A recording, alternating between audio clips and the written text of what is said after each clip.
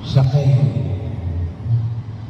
na nagnanais na makita si Jesus at ipinamanigaw ito natin. Siya ay maliit, panda. So, well, hindi lang siguro literal, ngunit sabi nga natin ay figuratively, gawa na siya ay isang tax collector, mababa ang tingin sa kanya ng kanyang kapwa mga Hudyo. Kasi sabi nga natin, noong panahon ni Jesus, yan ay tax collector, yan ay itinuturing na makasalanan noong panahon ni Jesus. Bakit? Sapagkat sila ay itinuturing na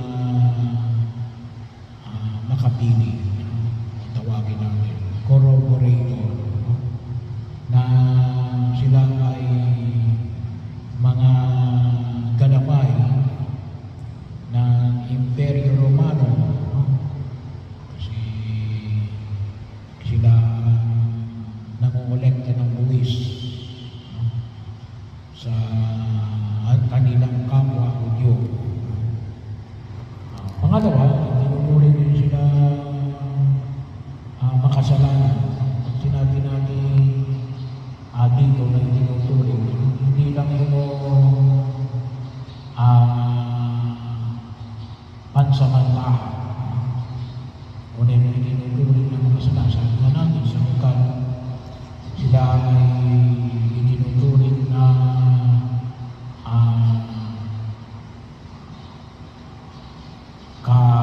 kaagipan ng mga Romano. Pangalawa ay kasi yung sistema naman, well, yun yung ang kanilang sistema noon, na very flexible.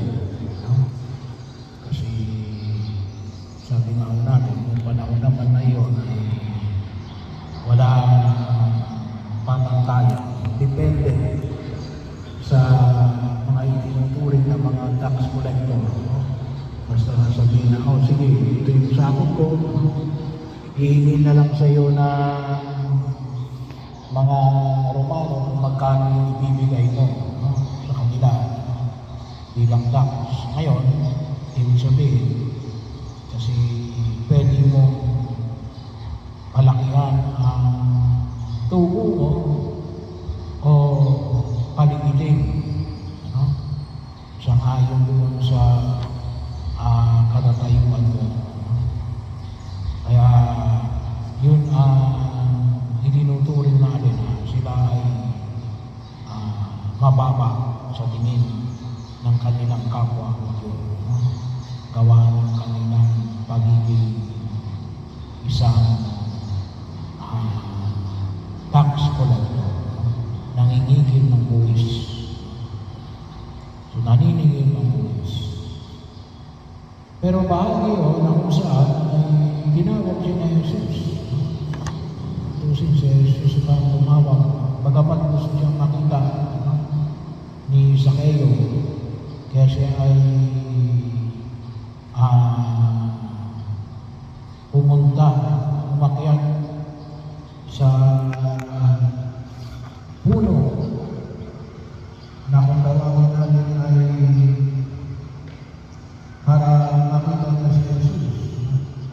Hindi niya naman nakakalain natin na siya ay makikita ni Jesus, kasi si Kumor hindi masyadong matao niya, hindi katulad ng Higos. Kaya visible, nakita siya ni Jesus. At anong sabi ni Jesus? Na ako ay pupunta sa bahay mo. So, bahagi. Gawa noon, yung pagkaunawa ng mga Pariseo sabi niya ay nakikituloy siya sa isang kursanan. Pero nakita ko natin dito ay ang pagkilo sa Ellen. Sabi na natin, hindi yun kawalan kay Jesus kasi nga ang aming paanyaya Ellen ay para magligtas. Pero para kay Simeyo, nakita niya yung pagkakataon na ito na alin, dalawang bagay. Una ay katarungan. Ibibigay ko ng ikaapat na bahagi ang sino man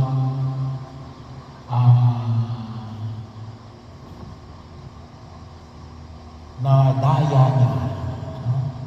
So, ibig sabihin, kung mayroong sa tingin ay na daya ng Simeyo, ibibigay niya ng ikaapat na bahagi. At ito po ay pamantayan ng panahon ni Jesus. Kasi yung pamantayan ng lumang tipan ay 3 beses lang. Kung may utang ka na 1,000, ibabalik mo ng 3,000. Yun yung lumang tipan. Pero sa bagong tipan, maliwanag natin, hinigitan niya yung hinihingi 4 na beses. 4 times na amount. So, kung isang 100, 4 na 100. Yung sabi ko nga sa inyo, kapag pinag-usapan natin yung katarungan, ay bahagi rin o binabanggit ko rin yun kapag may mga misa tayo sa patay, na kung maaari ay huwag na natin paabulin, na doon pa natin pagbabayaran sa purgatorio. Pero yun ang katarungan, ang tawag na natin ganyan din. Kasama dyan, bakit ito hindi lamang ang nakuha ko lamang ay 100, bakit hindi lang 100 na ibalik lang. Ang tawag na natin dyan ay damage, reparation. Kaya, kinakailangan 4 na beses. At ito ba yung aling kung lutusin itong katarungan na ito ay higit sa katarungan ng lipunang ginagalawa natin. Higit ito sa katarungan ng lipunang ginagalawa natin. Kasi yung katarungan ng lipunang ginagalawa natin, ang ipababayad lang siya kapag magsampa ka ng kaso sa civil court, sa korte. Kung hingi ka ng damage, ay ibibigay lang ng alin, ay yung damage mo lang mismo. Kalimitan doon ay binibigay lang. Kung minsan ay yung sa buhay ng tao, naalala ko tuloy. Kasi alam naman natin ito yung ating organista. Diba yung nanay mo na ay nasa kasaan at namatay. So, ang nangyari alin, ang nagbabayad. Magkano lang yung pinabayad? Bagaman ito ay outside the court. Pero right now, within the court, alam magkano lang? 30K. Buhay ng tao. 30K. Kaya bahagi mo yun. Ay yung pamantayan ng lipunang ginagalawan natin. Maliit yung pamantayan ng banal na kasuhan, malaki. 4 times the amount. 4 times the amount. Ito po kasi, yung alam mo po minsan, hindi natin ito masyadong na-absorb. Kaya binabalik-balikan ko, lalo-lalo na ngayon sa usapin ng alin, na corruption. Matindi pala ito. Yung ninakaw, ang sinasabi lang ako sa akin, ibalik yung ninakaw. Yung ibig sabihin, ibalik lang yung ama Pero kapag susundin mo yung banal na kasulatan, hindi, no? Hindi lang yung total amount. Times 4. No? Times 4. No? Kasi bahagi yun na kung saan yun ay may damage. Hindi mo lang ginawa yung pera, no? May damage na hindi mo na nangyari. Maaaring yung katulad halimbawa sa blood control, no? May maaaring may ibang buhay na nakuha dyan. Kaya ito yung pamantayan ng Ebanghelyo, ng banal na kasulatan, ng Ebanghelyo natin ngayon, times 4. Medyo mabigat. Mabigat yung panyaya yung pinahayag ng buhay kapal.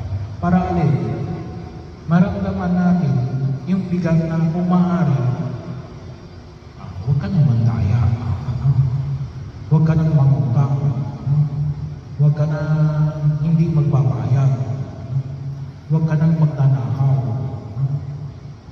huwag ka nang gagawa ng ikasisira ng iba. Kasi times 4, no? Pero yun, no? Yun ay bumabahagi sa pamantayan ng katarungan.